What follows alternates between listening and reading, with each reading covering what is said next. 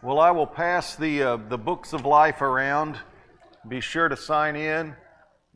This is also signing up to give blood. So just joking, just joking. You think I'm joking? Well, let's start with prayer, and then we'll jump into what we're going to think through today. And if we're lucky, I kept you late last week. If we're lucky, it'll be even later this week. So we'll just see how that works. But let's start with prayer. Father, for this morning, we give you thanks for the chance to be together. We give you thanks for the chance to be your people. We give you thanks. We are undeserving of that honor. We ask that you would bless us in this hour as we think through what it means to be someone who is living life on mission for you, someone who's trying to get your glory on display in this world. Help us as we worship in the next hour, that our thoughts and our hearts will be open to be shaped by you. Be with us as we live for you each day, that our words and our actions will make a difference for good in this world, not because of us, but because you are shaping us and working in and through us. And it's through Jesus we pray. Amen. All right, so thinking about in an age in which people are focused on different kinds of heroes, thinking about some biblical heroes and maybe sort of reconsidering what they might have to tell us, because sometimes heroes get kind of big in our thoughts, but we don't really think about what it is they are telling us or showing us or putting on display for us. Before we get too much more deeply into what we're going to do today, just a question with a conversation partner. And this is a long one. So I'll give you a shorter period of time to answer it.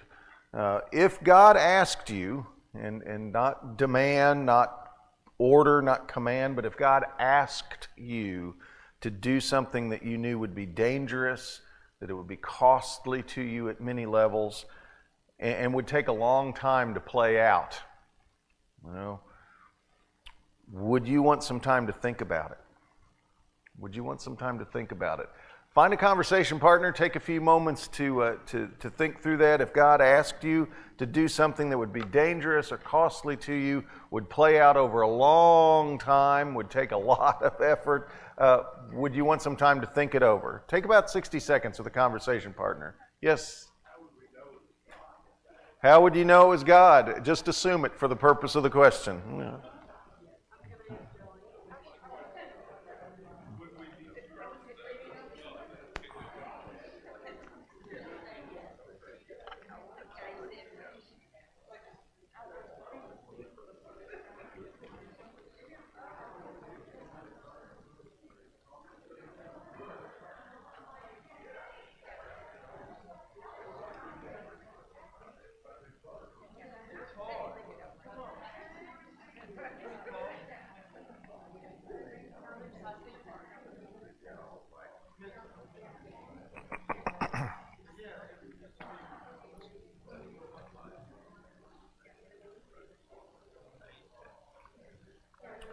About 10 more seconds.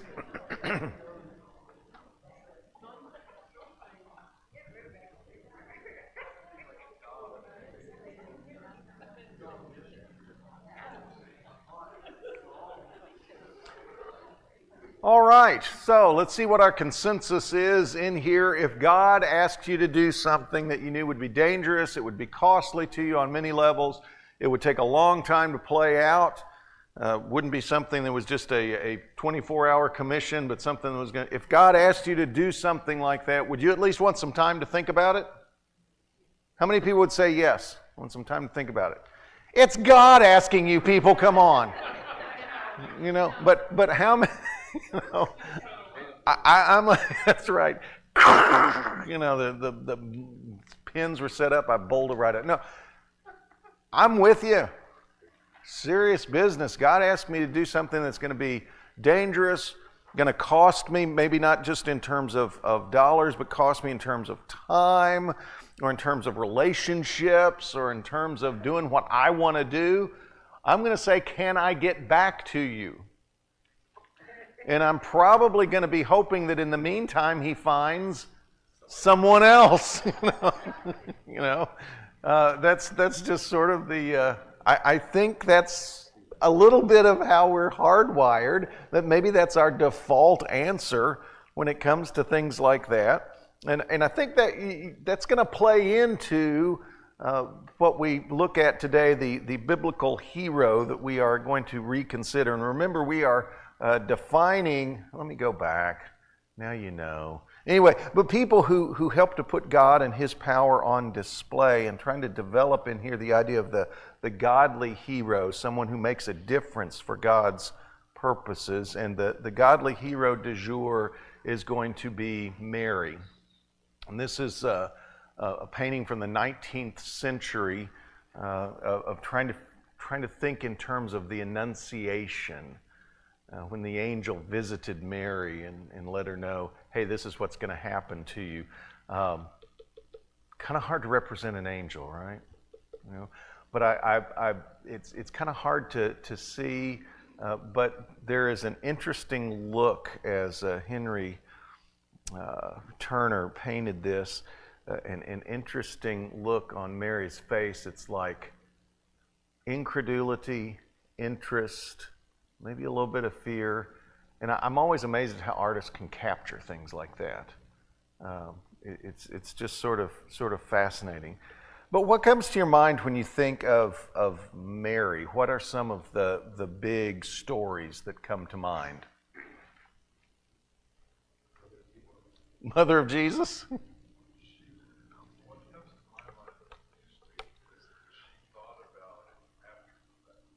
Thought about it after the fact, okay? Yeah. Anything else that you think of? She's a mother out of wedlock. Bum, bum, bum, bum. She would not get a shower at church. At least not in the fellowship hall. Maybe at someone's house on a Saturday. Sure, not the Sunday afternoon at the fellowship hall shower, kind of thing. I don't know if did they have fellowship halls in synagogues? I don't know. Anyway, yeah, there's some issues there. There's going to be some people who talk. I know that comes as a shock to us, but there are going to be some people who talk. What else do you remember about her? Her faith. Yeah, thank you. I think we kind of run over that sometimes, or go past that or whatever, but this is really a fascinating story, the way it plays out. Yeah, Minta.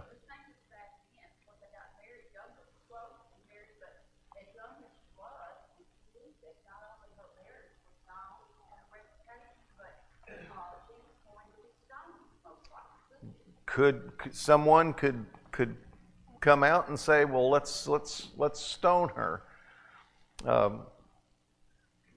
Fortunately, they didn't. Anything else come to your mind? Interesting question, and we'll read the text. Interesting question.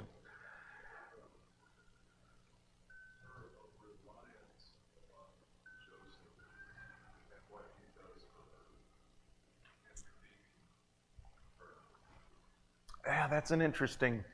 I started to do Mary and Joseph, but there's just so much material on Mary. But man, you got some good stuff with the fact that he is described as a righteous man, and that's a technical term when Matthew uses it. And we'll get to that at another time. But it's really fascinating how. Paul talks about in Galatians 4 about when the time was right, almost as if God has orchestrated things slowly but surely. But you have this event happen with this young girl, as Minta just pointed out, and yet you also have an extraordinary amount of maturity being shown, not only by her, but by Joseph in all of this.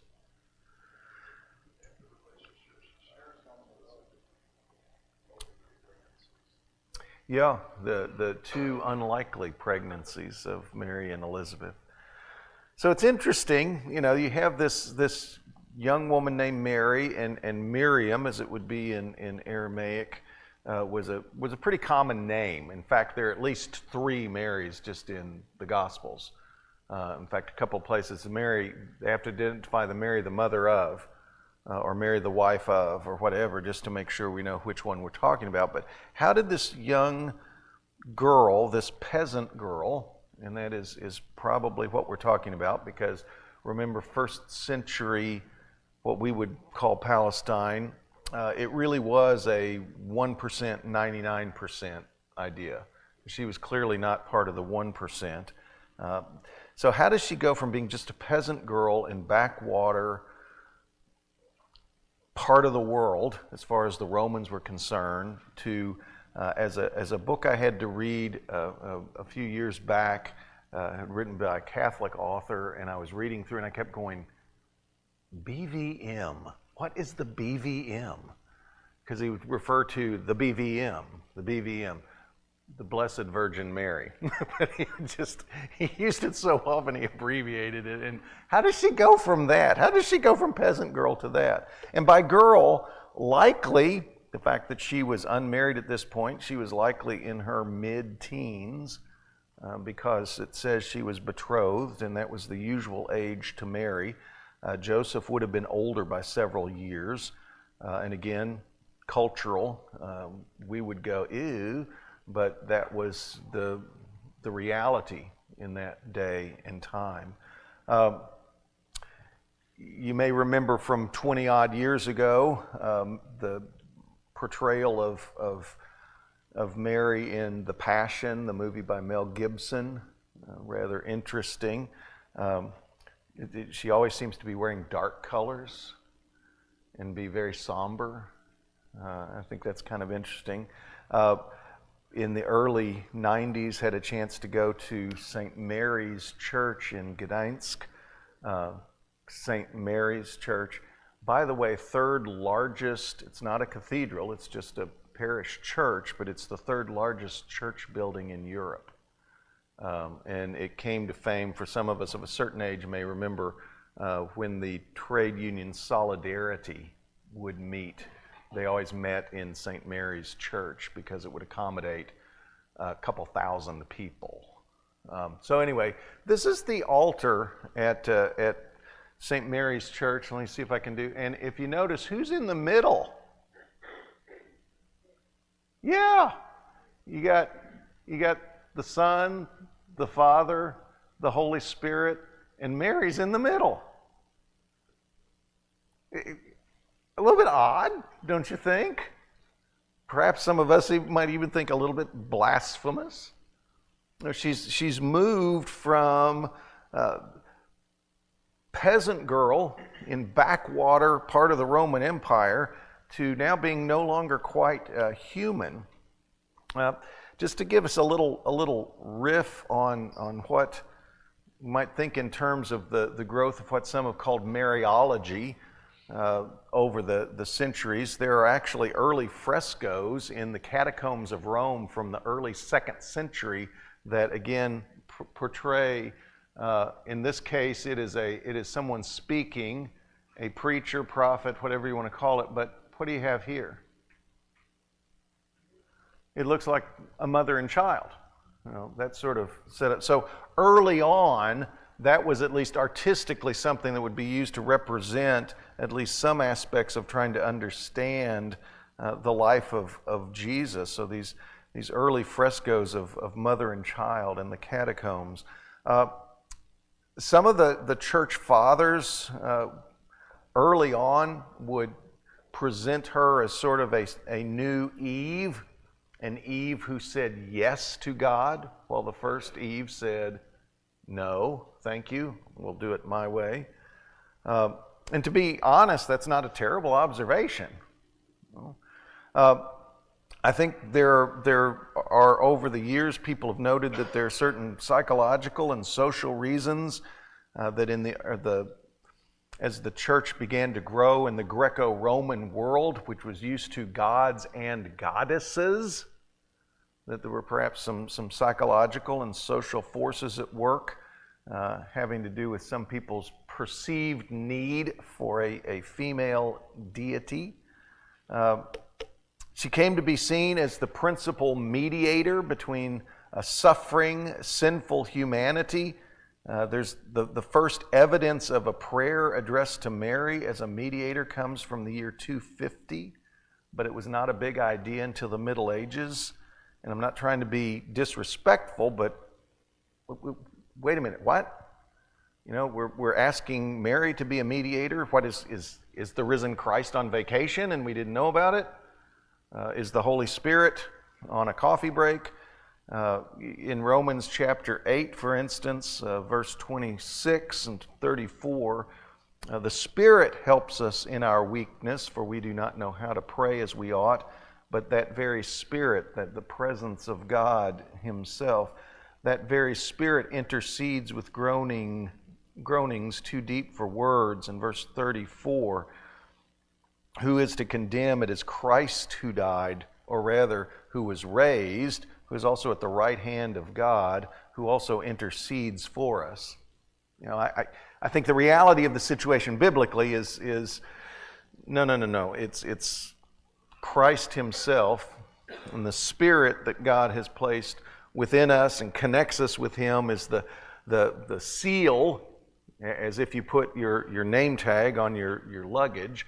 The seal that God has placed on us. No, that's where the intercession comes from.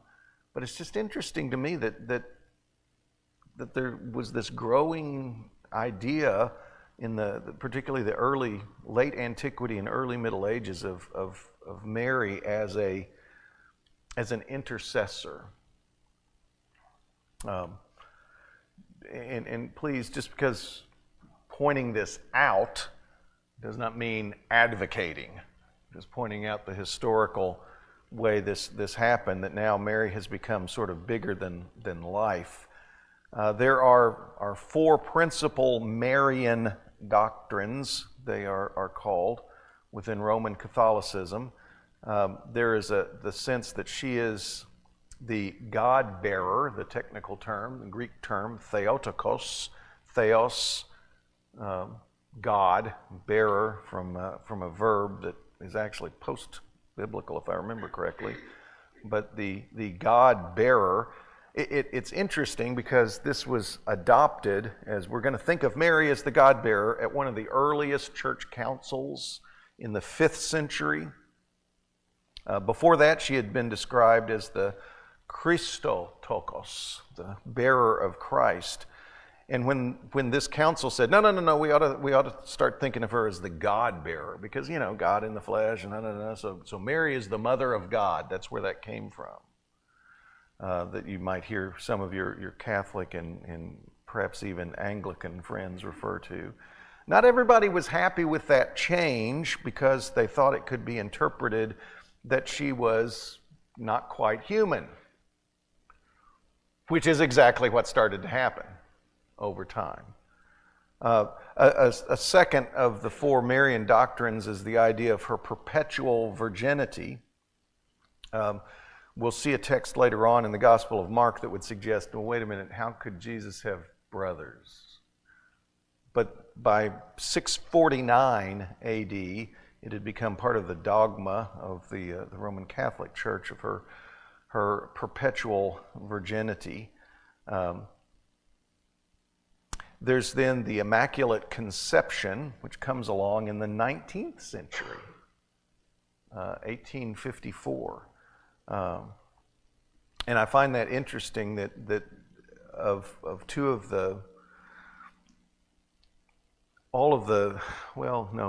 it's not true anymore, but when I was growing up, all of the Catholic high schools in Louisville, and there were a lot of them, were separated by gender.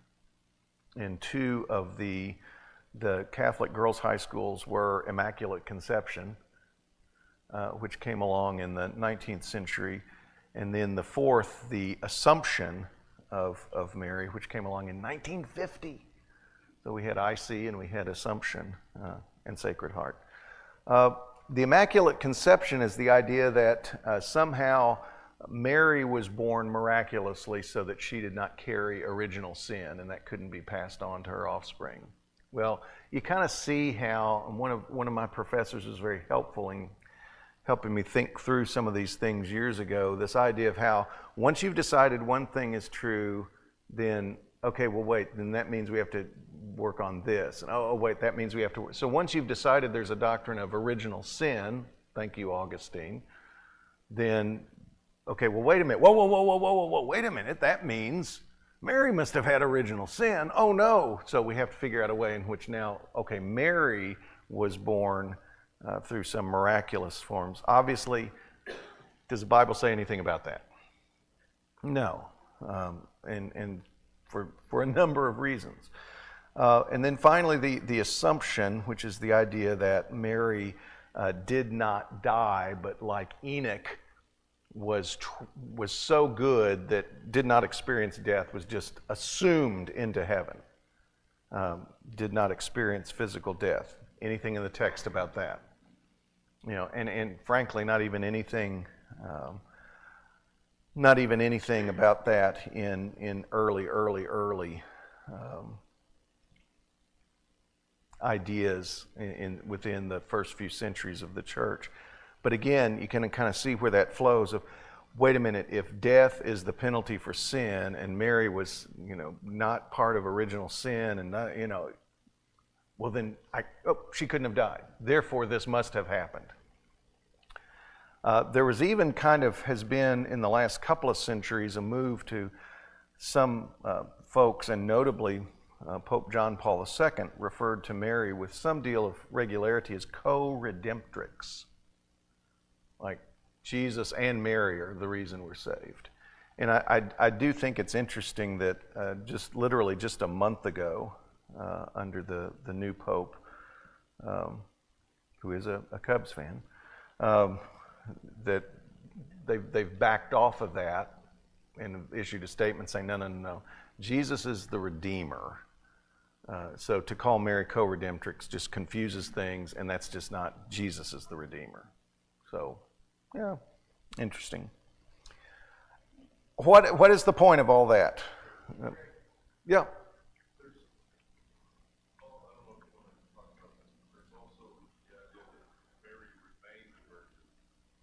Yeah, her perpetual virginity, yeah. Right.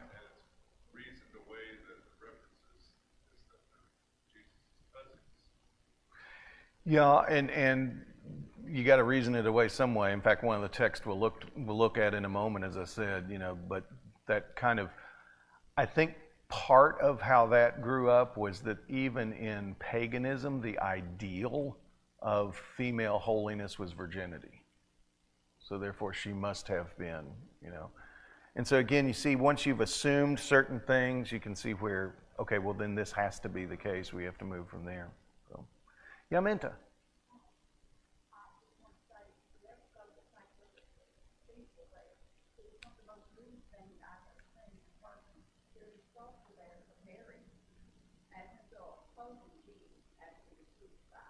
Mm.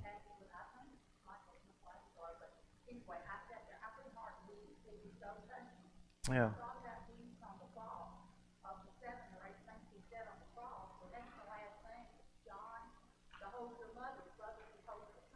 Mm-hmm. So he had a great deep relationship with his mother, as physical parent.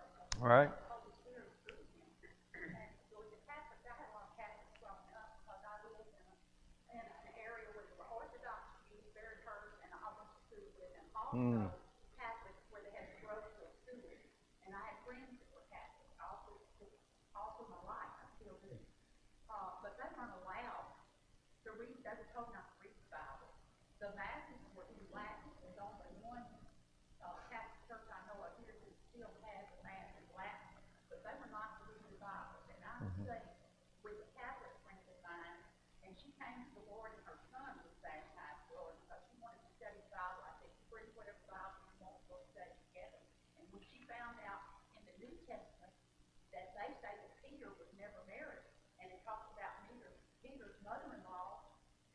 healed by Jesus. That's one of many things that brought her to the Lord. And then her son, James Prince, was baptized too. And her husband came down, that's Chicago, Christian, and he threw a fit. If my husband had been home, there would have been a conversation. He said, don't you ever speak to her again? You're not ever to see her or my child. He said, we as Catholics for generations and generations.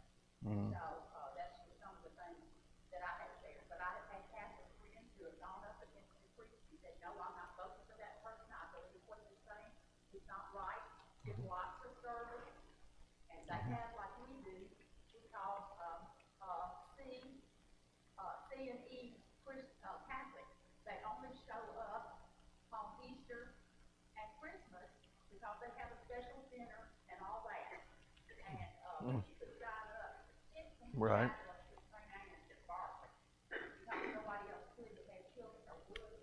And they had somebody sit in that chapel 24 hours a day, not just the priest, people that were Catholic. Right. She was signed up to sit, so if anybody came in for prayer or to listen or to pray with, she did that. So I've had many wonderful people of faith who are Catholic.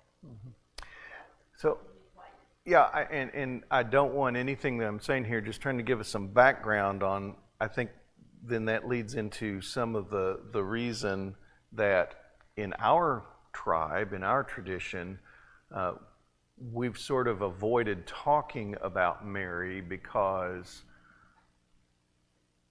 we don't want to get into it, kind of thing. And yet I think for our purposes in this class, there's a lot of material that's really good and striking and challenging material about Mary as a human being. And part of what's happened, and the only reason I go through all of that is I don't in any way want to be disrespectful to people who believe these sorts of things about Mary. I personally do not, but I don't want to be disrespectful of those who do. But I'm afraid that what that has done is removed her from being a very human person who acted boldly in trusting God and in a very costly way. And that's what I'd like for us to focus on. And if you think about it for our purposes, you know, what might be considered some of the godly hero moments in her life. This young girl is approached and told, you're going to be pregnant. This is in an era in which babies were not born in hospitals or other sterile settings. This was a time in which the infant and maternal mortality rates were huge. And yet for her to say, I mean, that's an amazing thing. How many of you think of parenting as an incredibly easy task? Okay. Well, here's the deal. As difficult as it is to raise children, imagine being told you're going to raise the Son of God. Okay? So I'm thinking to sign on for that as an act of incredible trust. The notion of the fact that she has to watch him die in an incredibly cruel way. You know, that is you do not want to, under any circumstances, watch a child die. You don't. And for her to know, I think from, again, a text we won't look at, but when Jesus is first presented in the temple and Simeon says, it's going to be like a spear through your soul. And that's very, very true. When we look at some of the ways that Mary is portrayed, you look in Luke chapter 1, and you have this amazing scene here. In the 6th month, and that's the 6th month after her kinswoman, we always say cousin, it's a generic term, But there is some relationship between Elizabeth, who is going to be the mother of John the Baptizer, and Mary. In the 6th month, the angel Gabriel was sent by God to a town in Galilee called Nazareth to a virgin engaged to a man whose name was Joseph of the house of David. The virgin's name was Mary. And he came to her and said, "Greetings, favored one, the Lord is with you." But she was much perplexed by his words and pondered what sort of greeting this might be. The angel said to her, "Do not be afraid, Mary, for you have found favor with God. And now you will conceive in your womb and bear a son, and you will name him Jesus. He will be great and will be called Son of the Most High, and the Lord God will give him the throne of his ancestor David. He will reign over the house of Jacob forever, and of his kingdom there will be no end." Mary said to the angel, "How can this be, since I am a virgin?" The angel said to her, "The Holy Spirit will come upon you, and the power of the Most High will overshadow you. Therefore the child to be born will be holy. He will be called Son of God. And now your relative Elizabeth, in her old age, has also conceived a son. And this is the 6th month for her who was said to be barren, for nothing will be impossible with God." Then Mary said, "Here am I, the servant of the Lord. Let it be with me according to your word." Then the angel departed from her.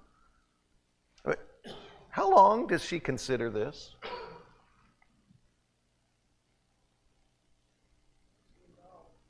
What's that? Hardly at all? Kind of comes across that way, doesn't it? I mean, she has a couple of questions like, I'm 14, 15 years old, taking biology right now, just out of sheer unadulterated curiosity.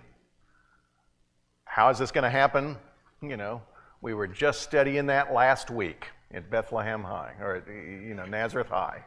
And She wasn't given a choice, like a decision she had to make. It's interesting, though.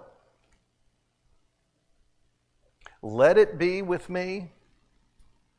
Could she have said, "Give me some time to think about it"? Could she have said, "No"? I don't know.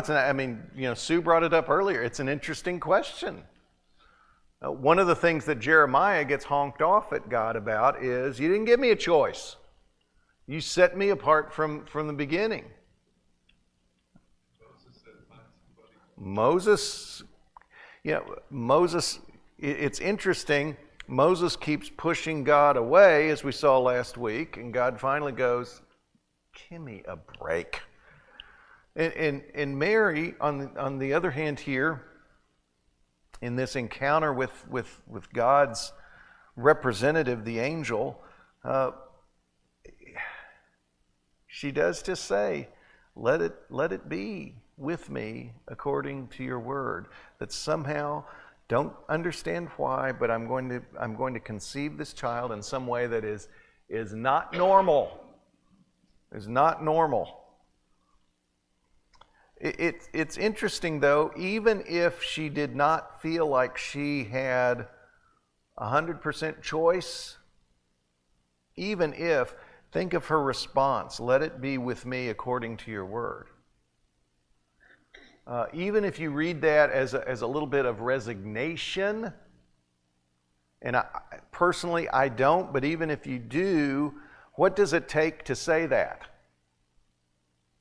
What do you have to be able to say, "Hey, you are about to embark on this journey, a journey that will have you somehow, from some divine purpose, made pregnant with a child who's going to be the Son of God, and that's going to be your lot here." What does it take for you to say, "All right, let it be that way, let it happen"? A lot of trust. What's that? A lot of courage. A lot of faith. That I think is a rather amazing thing. Was she always able to maintain that level of faith, that level of trust? Uh-huh. Back in the 60s, if a girl got pregnant, she was shipped off. Parents were embarrassed, and she was shipped off. And the baby was made when it was time to give it up to the Yeah, How would Mary parents feel about this? yeah. Text doesn't tell, apparently that was something that she's going to negotiate that, which gets us into just to sneak back to this notion of courage and trust and this idea of there's a lot. This text ends at verse 38. But he did answer her question. He gave her some proof that it would and could happen by using Elizabeth. God's already done something amazing. He can do this. Right. However, like Abraham and Sarah, I don't think the text leads us to believe anything other than to believe that Zechariah and Elizabeth had sex. She's saying, I haven't had sex.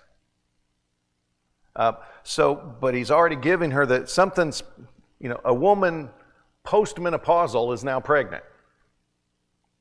It's happened before, Abraham and Sarah, but here we go.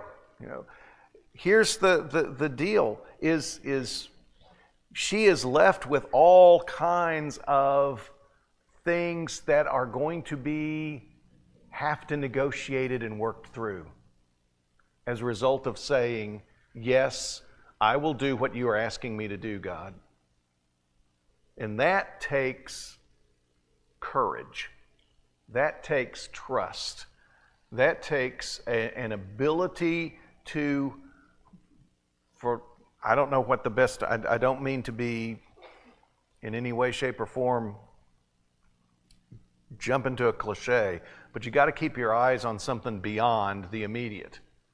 How's she going to tell mom and dad, for instance? What happens when the word gets out? If she did just have high school biology at Nazareth High, they're all going to go, mm-hmm.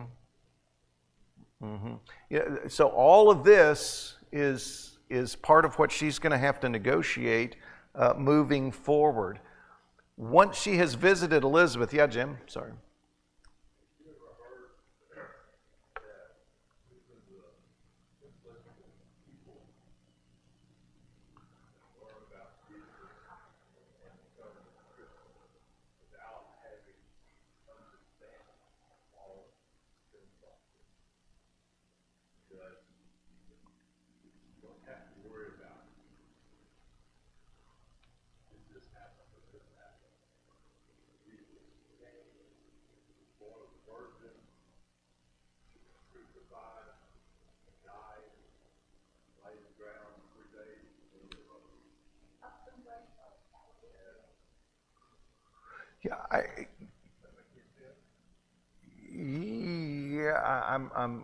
I don't know that I'm following everything there, but can someone become a Christian and not necessarily study through what we're looking at today? Yeah, absolutely. I do think at some point to make that commitment, and hopefully can connect these dots a little bit later if we've got time, but the notion of when you sign on to become a follower of Christ, you're going to have to negotiate a lot of stuff, just like Mary, to say yes, I'm going to do this. That created a situation in which she was going to have to negotiate a lot of unpleasantries to fulfill what she was being called to. And I think it will be the same for us, just to jump way ahead, be the same for us who, when we make a commitment to follow Jesus, there's going to be a lot of things that, well, let me put it this way. If we think, as we often portray it in evangelistic purposes, that you come to Jesus, it makes your life easy, then we're missing something. All that said, she visits Mary, and then there is this incredible song which we sing the first verse of, but then do not sing the rest of it because it's uncomfortable. But listen to what verse 46 of chapter 1 in Luke says. Mary said, and I always love that it says Mary said, and then it's described as a song of praise. It's certainly poetic. My soul magnifies the Lord, and my spirit rejoices in God my Savior. Full stop, let's write a song, okay? But she doesn't full stop. Why does her spirit rejoice in God my Savior? For he has looked with favor on the lowly state of his servant. Surely from now on all generations will call me blessed. For the Mighty One has done great things for me, and holy is his name. Indeed, his mercy is for those who fear him from generation to generation. Whoop, full stop. That's great. All right, we can go home. No. She goes on. Bless her heart. He has shown strength with his arm. He has scattered the proud in the imagination of their hearts. Remember what kind of young woman is Mary? Extremely wealthy. She drove her Maserati down to see Elizabeth. No, she is part of the 99%. He's scattered the proud in the imagination of their hearts. He's brought down the powerful from their thrones and lifted up the lowly. He's filled the hungry with good things and sent the rich away empty. He's come to the aid of his child Israel in remembrance of his mercy, according to the promise he made to our ancestors, to Abraham and his descendants forever. What does that sound like to you, just from a literary standpoint? What does that sound like? You could lift this up and drop this in several other places in the Bible, right? Where?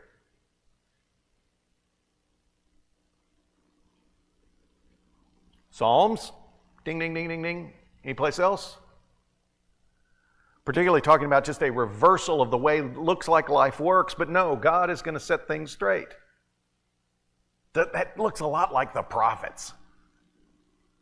That looks a lot like what the prophets say, is that God is going to keep his promises to Israel, which in turn, if it is indeed according to the promise he made to Abraham, it is a promise to bless Israel so that Israel in turn can bless all nations. It's going to set everything straight. This is pretty sophisticated theologically. And this is let's say, give or take a year, probably not more than. This is a 15-year-old girl. That's pretty impressive. That's pretty impressive that she's able to say, this is what God is up to. Yeah, quickly, Minna.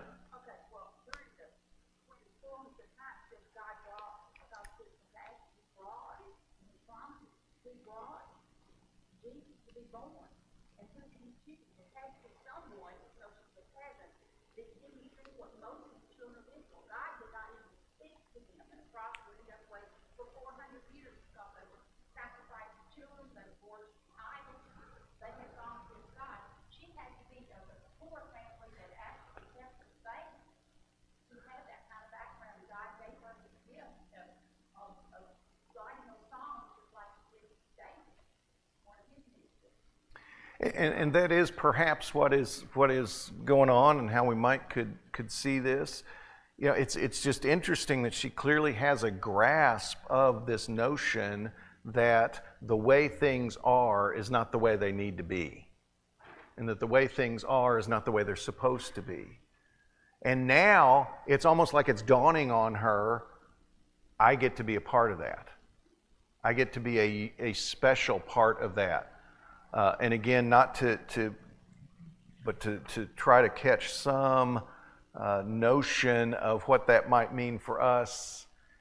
If you are following Jesus, then you are part of what God is doing in this world in a unique way. If you just keep following in Luke and you go into chapter 2 and you begin with verse 41, every year his parents went to Jerusalem for the festival of the Passover. That first of all tells you they are observant Jews. And now when he was 12 years old, they went up as usual for the festival. When the festival was ended and they started to return, the boy Jesus stayed behind in Jerusalem, but his parents were unaware of this. Assuming that he was in the group of travelers, it was a different day and age. Assuming that he was in the group of travelers, they went a day's journey.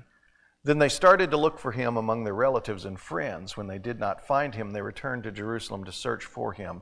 By the way, footnote, go down to the bottom of the page and notice, can you imagine losing the Son of God? and you thought you had failed as a parent, you ought to be feeling pretty good about yourself. We did have a family friend growing up that they had 4 kids. I think the aunt, the sister-in-law of this person had like 4 or 5 kids, and they would regularly, as we did back then, everybody pile in a car. And I remember one time they're driving off, and Laurie says, "Mom, did you mean to leave Bobby back there?" That's... After 3 days, they found him in the temple, sitting among the teachers, listening to them and asking them questions. And all who heard him were amazed at his understanding and his answers. When his parents saw him, they were astonished, and his mother said to him, "Child, why have you treated us like this? Can't you hear that? Can you not hear that in your mom exasperated voice? Your father and I have been anxiously looking for you." He said to them, "Why were you searching for me?" And that's when she wanted to pop him. Okay, "Why were you searching for me? Did you not know that I must be in my Father's house?" If I'm standing there in Joseph's shoes, I'm like, But they did not understand what he said to them. Then he went down with them and came to Nazareth and was obedient to them, and his mother treasured all these things in her heart. And Jesus increased in wisdom and in years and in divine and human favor. Is Mary in some ways a typical mother of a 12-year-old? Absolutely. I think, again, we tend to dehumanize her. And I think, again, going back to, I think in some ways, Mel Gibson's The Passion was one way in which she seemed to be a little bit above normal mother. And this is kind of interesting. I just read this text and hear her as being a very normal mother. Skip back over to Mark chapter 3, because I said, was she able to maintain that sense of trust that this is what God is doing and this is how it's going to work out? Go to Mark chapter 3 and start in the middle of verse 19. No, I'm sorry, just start with verse 20. Most of our modern translations have corrected a weird verse thing there. Then he went home, that is, Jesus went home, and the crowd came together again so that they could not even eat. When his family heard it, they went out to restrain him, for people were saying he's gone out of his mind. Now this is early in this is different, Looking at the slide now. We'll go back. I guess we're supposed to break into song now. So anyway, his family's heard this about him, and they're like thinking we better go help him out. Couple that with verse 31 through 32, because in between, Jesus is being accused of being in.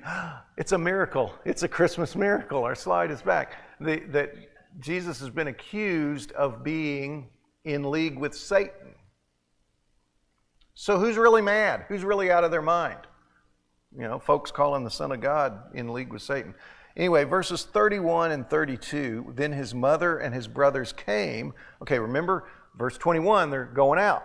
In the meantime, Jesus is accused of being in league with Satan. Now they show up because they've heard, he's out of his mind perhaps. His mother and his brothers came, and standing outside, they sent to him and called him.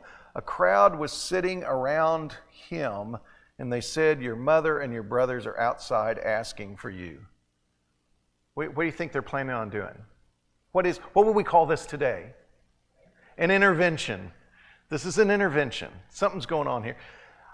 I wonder, I've seen texts that say, oh, well, they just kind of dragged Mary along for this. Really? I don't know. Maybe she's a mother going, okay, I know he's the Son of God, but man, this is not quite maybe he just needs a little time away.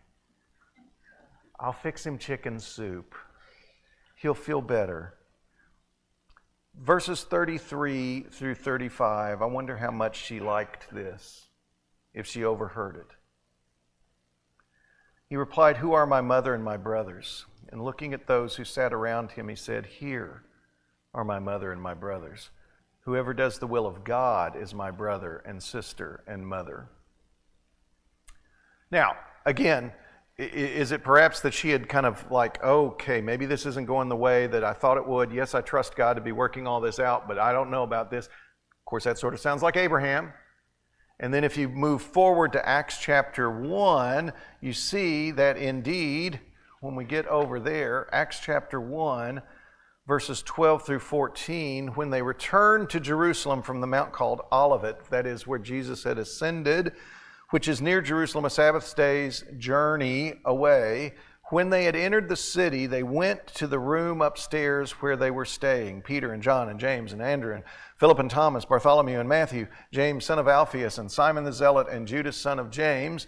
All these were constantly devoting themselves to prayer together with certain women, including Mary, the mother of Jesus, as well as his brothers. So even though there is not the evidence that Mary and Jesus' brothers were physically following him around during his ministry, they're right here listed at the heart of this core of people, this Jesus movement, if we want to call that, after he has left. She is part of the earliest gathering of the nascent Jesus movement. And by the way, this is the last mention of her by name in the New Testament. Now, how on earth is, by our definition, someone who shows God's power, how is Mary a godly hero? How would you say she is a godly hero?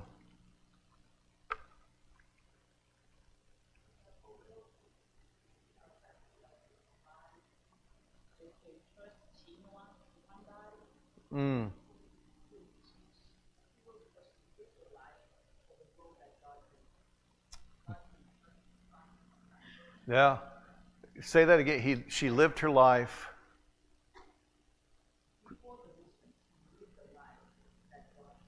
Could give, yeah, and that is rather amazing, even as a young person. Yes, Minta.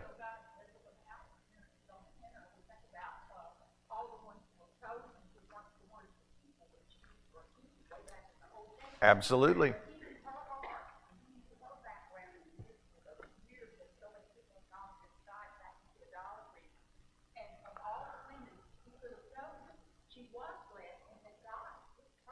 Okay. And I would say, I would push back a little bit, is she was blessed in the picking, you know. I want us to, how do I want to say this? Mary clearly was a special person. I don't want us to make the mistake of falling in the ditch of saying God picked her because she was already all that and a bag of chips. There was clearly something there, but much as we've seen with Abraham, much as we've seen even a little bit with David, less so, because David wasn't as strong a finisher. But even she had to, in a sense, had to grow in that role. Now, how many of you, when you first, just think about it from a purely biological standpoint, as soon as you had your child, you knew how to be a mother or father. As soon as you had that child, you just had it down pat. Can I see a show of hands of the liars in the class? Shelley, I knew that here's the reality. She grew in the role just as she had to grow in the role of being a mother. She's growing in this role of being someone that we can literally say, I think, is a godly hero. She had to learn to give God and her son, God in the flesh, had to learn to give them room to operate. I think that's part of that whole Mark 3 thing. It's like, we better go get him. I think, maybe he's gone off the deep end. He's gotten too religious. The Son of God has gotten too religious. We better go, bring him home and help him out. But, well, no, what she learns from that is give him some room to operate. But goodness, by any measure, She is a remarkable, but we need to say a very human person. And I hope that rather than, I said, this all the stuff that has grown up has accreted to her and what people think about Mary over the years. Even if you just scrape all that away, what you've got is someone who said, all right, God, you need someone for this mission. Let it be to me as you say. Did she know what she is getting into? Do any of us know what we're getting into when we become followers of Christ? And yet she was willing to make that commitment, negotiate what it took to do that. And I can't fathom that myself, what that must have been like. But she was willing to do that, and again, make sure we're circling back. That was a function of the fact that she chose to trust God with her life, even though that could not be easy. Go back to our first question, and I know that was if God asked you to do something that would be dangerous, could be costly to you at many levels, and would take a long time to play out, would you want some time to think about it? But that's exactly where we are if we've said yes to the invitation to be a follower of Jesus. We have committed to something that might be dangerous and that it might cost us, and it will take a long time to play out. But I think the testimony of people like Mary is it's worth it. It's worth it. All right, it should be about time for the next bell to ring. According to my Mickey Mouse, we've got about 20 seconds. So I'll let you go early so you can never, ever say, I didn't let you go early. Yeah, Jim? Yeah.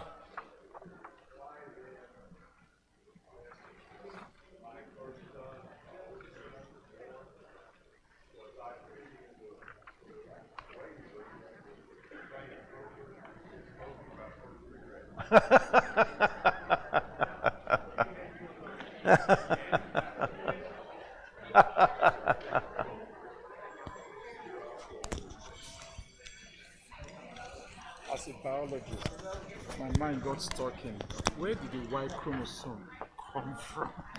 But like that's what I was saying. If God could create the universe, I don't think virgin birth No. is it's not. If you No, think of the massive universe, virgin birth is like child's play.